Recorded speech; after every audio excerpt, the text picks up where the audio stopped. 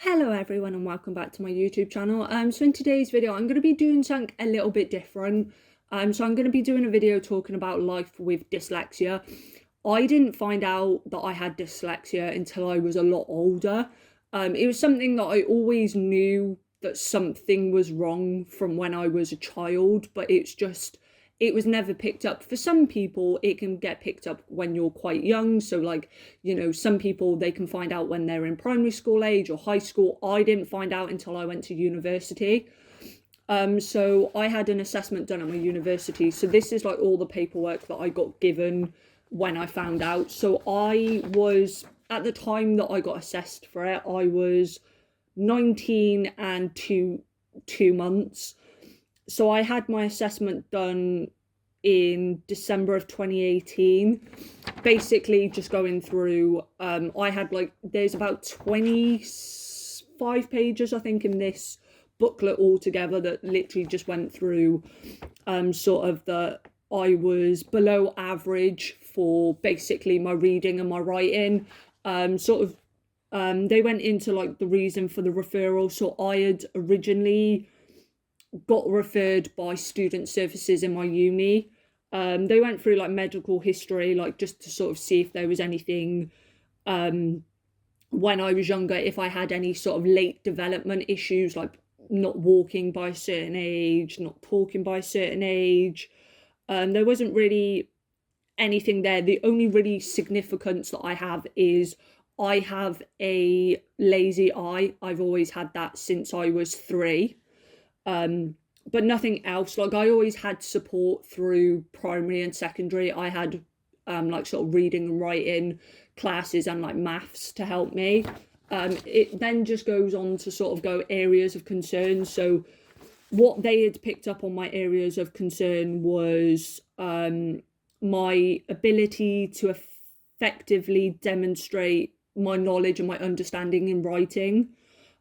So I had problems planning and structuring like written work, like how to sort of use academic language. I had difficulties with spelling, grammar, proofreading, and obviously that was a concern for them. Also, memory was an area for concern. So like when I was a child, I had issues of like learning the timetable, couldn't remember it. I can't remember left from right. I still get it confused to this day. And like just other things. So they basically, what I had put into place when I was at uni was I had a laptop that was provided by DSA. I had like software that I could use. So I had a spell checking software, I had a text to speech software, and I think those were the only two that I had. I'll see if I can find them in my documented folder, because I think this is like, it's quite long. It does go through like what like dyslexia is. If I needed like extra time on like tests and stuff, I could have it, but I didn't really do any tests like really in my uni degree at all. Like I had some, but I never really needed the extra time. I was kind of fine with doing it. So like there is one on here that's got like scoring, like how they would score you. So obviously for mine, I was obviously very below average. So for one of them, it was like for free writing, I had to undertake a writing task, and I had done words per minute, I'd done 16.2, spelling errors was 4, and the legitibility of it was apparently good. I wrote for 15 minutes on a subject of my choice and achieved a handwriting speed that was significantly slower than the average rate of 25 words per minute for a student in basically higher education. I wrote in a printed style using a right-handed grip, and the writing was legible. I'm sorry about pronunciation. I wrote a total of 243 words that contained 4 spelling errors and 11 punctuation errors. The style of my writing was informal. I used basically basic sentences and vocabulary throughout, but I had a difficulty in writing at a speed that was obviously basically for my ability at that point in education. So basically, I'm quite slow. So like how I deal with my dyslexia might be different to how somebody else who has dyslexia deals with theirs. It takes me a while to take in information, so I have to kind of read it quite a few times to sort of get it in to my brain. But I found doing basically scheduling out my entire day.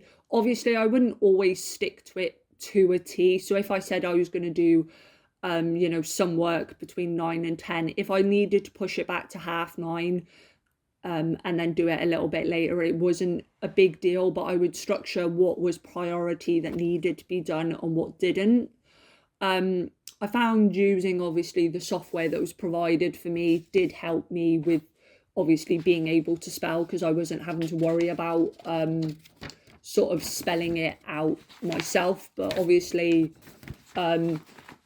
sometimes when you read sort of things about yourself, particularly in the sort of style that they gave me, where they gave me a really big booklet that was like, where it shows me like what my strengths and my weaknesses are, sometimes that can sort of put somebody off, or it can make you sort of think a particular way. I think for me it wasn't too bad, because it was kind of like, it made me sort of aware of like where my sort of downfalls were, and obviously there was support in my university that I could use if I needed it, which I did use through my studies. But it's just something that like nobody should feel like they're on their own with. Obviously different people deal with their learning difficulties in like different ways. I've found my own ways that work, but obviously what works for me might not work for somebody else. But it's something not to feel alone about. And obviously it's one of those things that if you get diagnosed earlier in life, it might not be as much of a shock, because I didn't find out until I was in university. You can sort of see it in a way of like, well, why did it not sort of get noticed beforehand? Like teachers knew that I was below my reading age and my spelling wasn't what it should have been for the ages that I was, but nothing was ever really assessed until later in life, which obviously when I found out, it was a shock. But it was sort of like, I kind of always knew there was something there, but I just didn't know what it was until that sort of diagnosis. And it doesn't change me as a person, like it is a part of me in a sense, but obviously I find ways to deal with it. Obviously I do have issues with calculations and stuff, so I do have to sort of work at things in a slower pace, but that's the only difference. And I'll see you in my next video.